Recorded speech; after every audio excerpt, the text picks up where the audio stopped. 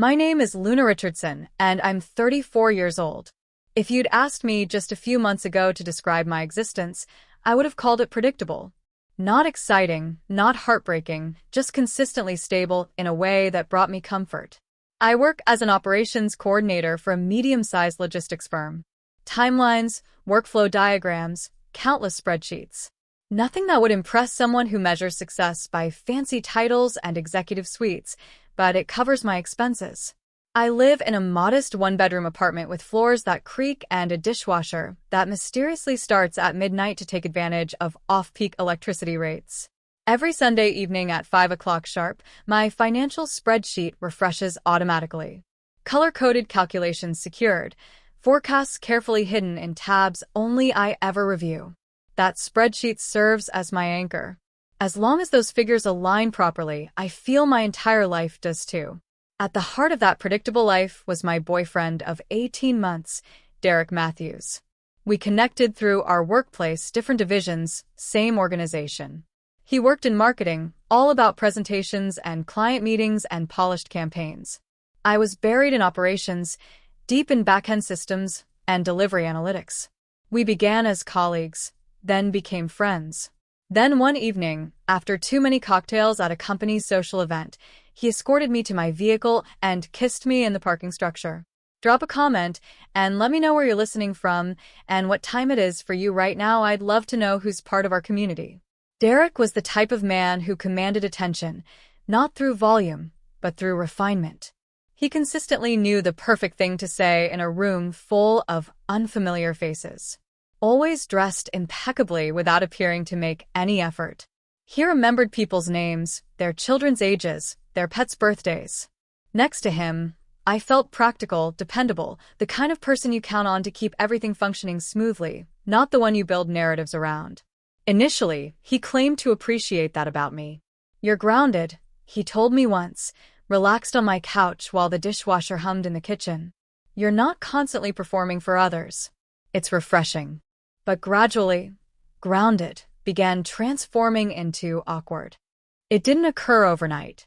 It manifested as small remarks slipped in disguised as constructive feedback. "Hey, maybe avoid wearing that cardigan to my friend's gathering. It's somewhat frumpy. Try telling the condensed version of that anecdote, okay? You lose people partway through. Just let me handle the wine selection. You always choose the most economical option and people take notice."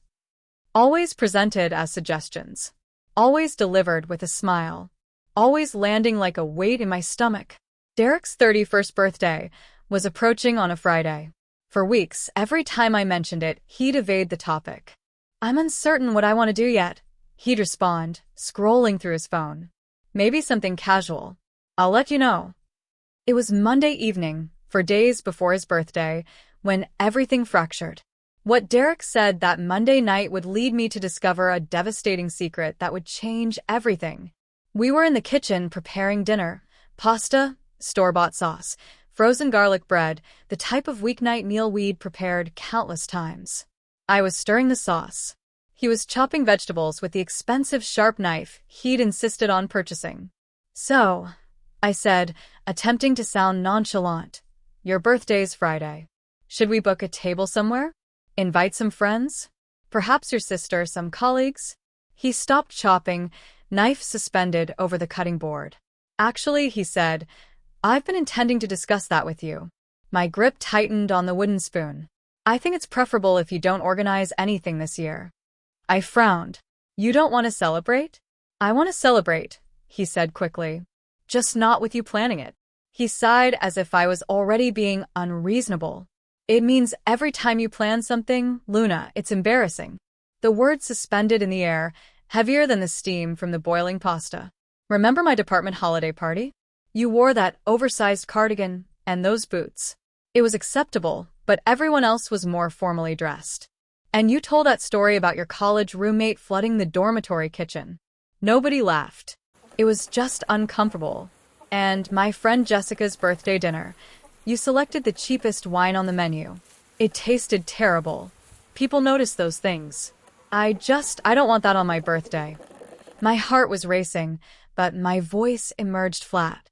"You said I embarrass you. That I always select wrong, dress wrong, speak wrong, that you're not even certain you want me at your birthday. We finished making dinner in silence. That night, he fell asleep in front of the TV. I turned off the lamp, pulled a blanket over him, and went to bed alone. The next morning, Tuesday, I woke early. My chest felt constricted, as if I'd slept with a heavy object on it. I walked out to the kitchen thinking about coffee, about whether I should apologize just to smooth things over. Derek wasn't there, but his laptop was open on the dining table, screen illuminated, still logged into his email. I tell myself I didn't intend to snoop. That's not entirely accurate. I paused. I hesitated. And then I noticed a subject line I couldn't ignore. Friday plans, final details. The email was from Jennifer Lane. I knew who Jennifer was. Everyone did. She was his ex-girlfriend, the one he'd supposedly outgrown in his 20s. I clicked the email. My hands trembled. Jennifer had written, "Can't wait for Friday. I've got the reservation confirmed for 7 p.m. at Thornhill. Dress code, cocktail attire. I already told everyone it's a surprise party, so act shocked when you walk in. Also, I booked us the hotel suite afterward like you asked. See you Friday night. Love you." I read it 3 times. Then I scrolled down. Derek had responded. "Perfect. Thanks for handling everything, babe. Luna's been annoying me about planning something, but I told her not to bother. She'll probably sulk about it, but honestly, I need a break from her awkwardness. Can't wait to see you Friday. Love you too." I didn't scream or cry. Instead, I began planning something that would expose Derek's lies at the perfect moment. I sat there, staring at the screen, my vision blurring at the edges. Not from tears. From something sharper. Rage, maybe. Or clarity. I didn't confront him. I didn't scream. I didn't cry. Instead, I opened a new tab and began planning. I scrolled through his email further. Months of exchanges with Jennifer. Flirty messages. Plans to meet. Complaints about me. Photos of them together at restaurants I'd never been to. Dates on nights he'd told me he was working late. Evidence. So much evidence. And then I found the thread about his birthday party. Jennifer had invited 12 people. Colleagues. Friends. His sister. People I knew. People who knew me. Not one of them had mentioned this party to me. Because Derek had told them we'd mutually decided not to celebrate together this year. That we were taking space. That I was too busy with work. Lies. All of it. I took screenshots. Every email. Every text thread I could find. I saved them to a private folder with timestamps. Then I closed the laptop, made coffee, and went to work like nothing had happened. That night, Derek came home acting normal. Charming even. He asked about my day. Kissed my forehead. Suggested we order takeout. I smiled. I agreed. I didn't say a word. Wednesday. Thursday. Friday morning. I watched Derek prepare for his surprise party with the calm precision of someone who'd already decided how this would end. He showered for 45 minutes. Styled his hair with expensive pomade. Put on the navy suit I'd bought him for Christmas, the one he said made him look like someone who matters. I watched him check himself in the mirror 3 times, adjusting his tie, smoothing his collar. "You look great," I told him. He smiled. "Thanks. Just meeting some clients for drinks tonight. Might run late." "No problem," I said. "I've got plans with a friend anyway." He kissed my cheek and left at 6:30. I waited 15 minutes. Then I opened my laptop and began writing the email I'd been composing in my head for 3 days. The recipient, Jennifer Lane. The subject line, about Derek. I attached every screenshot, every email exchange, every lie he'd told both of us. "Jennifer," I wrote, "my name is Luna Richardson. I'm Derek Matthews' girlfriend of 18 months. We live together. I discovered your correspondence with him on Tuesday. I'm attaching evidence that demonstrates Derek has been maintaining relationships with both of us simultaneously while telling each of us different stories about the other. I believe you deserve to know the truth. The party you've planned for tonight at Thornhill, he told me not to plan anything because my efforts always embarrass him. He told you we'd mutually agreed to take space. Neither statement is true. I'm sending this at midnight so you receive it Friday morning and have time to decide what to do. I'm sorry you're involved in this. Best regards, Luna. I scheduled the email to send at 12:01 a.m. Then I closed my laptop, poured a glass of wine, and waited. At midnight, the email sent. What happened at Derek's birthday party that evening would become legendary. If you're enjoying this so far, please support our channel. Don't forget to like and subscribe and hit the bell icon. Friday morning, I went to work. I checked my phone periodically. No response from Jennifer. No calls from Derek. Nothing. The day crawled forward. At 3 p.m., my phone buzzed. An unknown number. I answered. Luna? A woman's voice. Calm. Cold. This is Jennifer. Hello, I said. I received your email. Silence. Then, thank you for sending it. You're welcome. I'm still going to the party tonight, she said. But I'm making some adjustments to the agenda. Understood, I said. Good luck. She hung up. I wasn't at the party. I didn't need to be. I heard about it from 4 different people over the next week, each version slightly different but consistent in the essential details. Derek arrived at Thornhill at 7:15, fashionably late. Jennifer was waiting at the entrance, dressed immaculately, smiling. She greeted him with a kiss, took his hand, and led him to the private dining room she'd reserved. The room was decorated. Balloons. Streamers. A banner that read, "Happy Birthday, Derek." 12 people stood around a long table. His colleagues from marketing. His sister. His closest friends. Everyone cheered when he entered. Derek played his role perfectly. Surprised. Grateful. Charming. He hugged people. He thanked Jennifer. He ordered drinks. For the first hour, everything proceeded exactly as Jennifer had planned it. Appetizers. Toasts. Laughter. Then, at 8:30, Jennifer stood up. She tapped her wine glass with a knife until the room quieted. I'd like to make a toast, she said. Derek smiled, expecting something sweet. Jennifer raised her glass. To Derek, she began. A man of many talents. Marketing genius. Smooth talker. And, apparently, world-class liar. The room went silent. Derek's smile froze. Jennifer, she cut him off. This morning, I received an email from Luna Richardson. You know, your girlfriend of 18 months? The one you live with? The one you told me you'd broken up with 6 months ago. Derek's face drained of color. Jennifer pulled out her phone. She sent me screenshots, Derek. Months of your emails to me. Months of your emails to her. Every lie you told both of us. She began reading. To me, Luna and I are done. She's too boring. I need someone exciting like you. To her, Jennifer's too dramatic. I'm so glad I found someone grounded like you. Someone gasped. Derek's sister, Michelle, stood up. Derek, what is she talking about? Jennifer continued.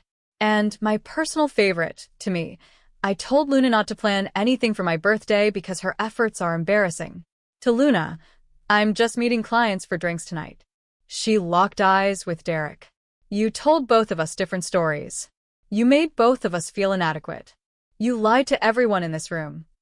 Jennifer set her phone down. I planned this party because I thought we were building something real. Turns out, you were building a lie. So, here's my birthday gift to you. Derek, the truth. Everyone here now knows exactly who you are. And she walked out. The room erupted. Within 20 minutes, the party had dissolved. Derek sat alone at the table, his perfect birthday in ruins. That night, Derek came home to face me. What happened next sealed his fate permanently. Derek arrived home at 11:30. I was sitting on the couch, reading. He walked in slowly, like he was approaching a wild animal. His tie was loosened, his hair disheveled, his eyes red. Luna, he started, his voice hoarse. Can we talk? No, I said. We talked Monday night. He swallowed. Can I at least explain?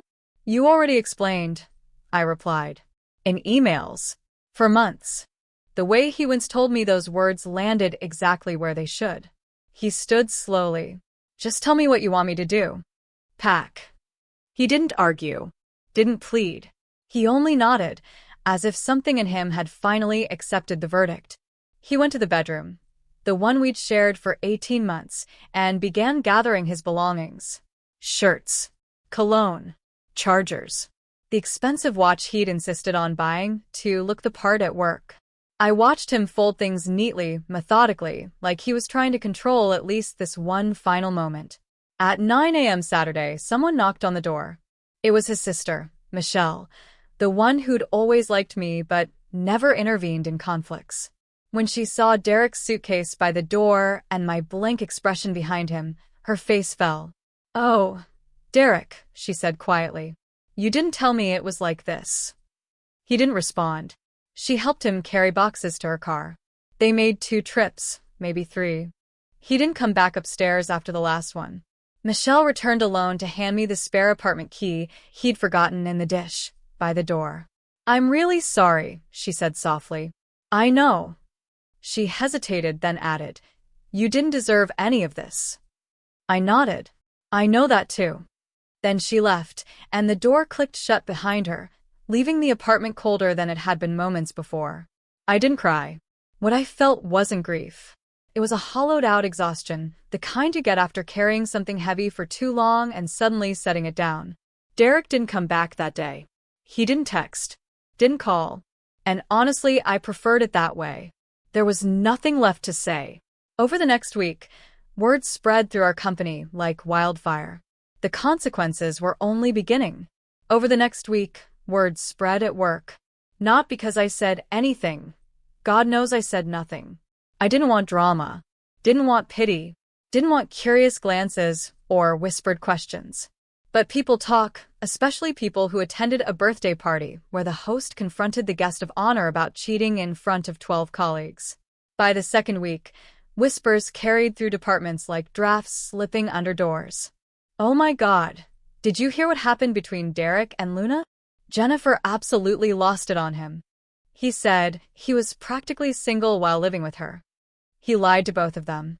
No one approached me directly. They just watched me with that mix of sympathy and morbid curiosity people get when they're dying to know the full story, but don't dare ask.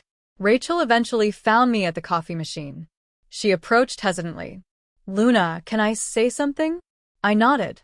"I'm sorry," she said, "for not realizing sooner, for not asking questions, for being at events where he complained about you and not thinking to tell you." "You didn't owe me anything," I said gently. His choices were his. She nodded, relieved, then added, "For what it's worth, he transferred departments yesterday. Official reason was career growth. Unofficial reason? He couldn't handle the looks." I didn't gloat, but I didn't feel bad either. Consequences aren't cruelty. They're mathematics. Just a long equation finally balancing. Jennifer sent me a message a few days later. "I'm sorry for everything. I didn't know. He told me you two were basically done. I feel sick about my part in it."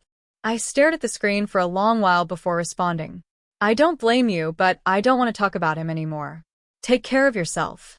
She replied, "You too." And that was the last time we spoke. She resigned from the company 3 weeks later. As for me, I started therapy. Not because I was heartbroken. Honestly, I felt more relieved than devastated. What hurt me wasn't the breakup. It was realizing how long I'd tolerated quiet humiliation disguised as constructive criticism. My therapist told me something that stuck. When people chip away at your self-esteem slowly, it rarely feels like abuse. It just feels like your fault. That sentence hit me harder than any of Derek's lies. I stopped blaming myself. And I started living differently. One morning, I woke up and stared at the pale sage green paint on my bedroom wall. Derek had insisted on that color because it photographed well. I hated it. By noon, I'd gone to the hardware store. By 3 p.m., the wall was a soft, warm cream that looked like morning instead of restraint. I changed the bedding, moved the dresser, donated half the decor Derek had chosen. It wasn't an exorcism. It was reclamation. My life was mine again. 2 weeks later, something unexpected happened that showed me what genuine kindness looked like. 2 weeks later, a friend set me up on a casual coffee date with a guy named Nathan. Nothing serious, nothing high stakes, just two people making conversation in a small cafe with mismatched mugs. He laughed genuinely at my story about the dishwasher that kicks on at midnight. When I wore my favorite oversized sweater to the second date, the one Derek called frumpy, Nathan said, "That looks comfortable and warm. I love it." Funny how a single compliment can crack something open. Not romance. Just possibility. One night, long after the breakup, I opened my laptop to do my Sunday spreadsheet review. A new tab blinked at the bottom of the screen, one I'd renamed without thinking. Luna, single, rent, groceries, savings, future, maybe. I adjusted the projections, updated the formulas, added a tentative line for a solo vacation someday. When everything balanced, I sat back and let out a slow breath. For the first time in months, the numbers felt like they meant something again. Like my life wasn't misaligned anymore. Like I wasn't misaligned anymore. People ask whether I regret scheduling that midnight email, whether it was cruel, whether I should have confronted him privately. And here's the truth. Derek spent months telling two different stories. One to me, one to everyone else. He built a life with me in private, then curated a version of himself in public that didn't include me at all. His whole birthday was built on lies. I just sent the truth to the right person at exactly the right time. Some people wait for karma. I don't believe in waiting. I believe in information delivered at the precise moment it matters most. Derek wanted a perfect birthday celebration. He got one, just not the kind he planned. He wanted to control the narrative. So did I. The difference is, my narrative was true. What I did wasn't revenge. It was disclosure. I gave Jennifer the facts she needed to make an informed decision. What she chose to do with those facts was entirely her choice. I didn't orchestrate the confrontation at his party. I didn't force him to lie to everyone he knew. I didn't make him maintain two separate relationships built on deception. I simply stopped protecting him from the consequences of his own actions. And honestly, it was the most liberating thing I've ever done. For 18 months, I'd twisted myself into shapes that fit his preferences. I'd second-guessed my clothing choices. I'd edited my stories mid-sentence. I'd apologized for existing in ways that inconvenienced him. I'd made myself smaller and quieter and less visible so he could feel bigger and louder and more important. And for what?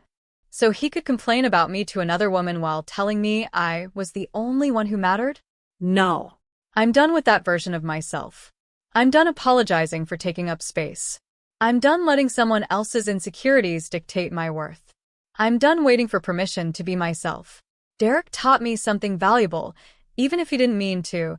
Sometimes the kindest thing you can do for yourself is stop trying to be someone else's version of acceptable.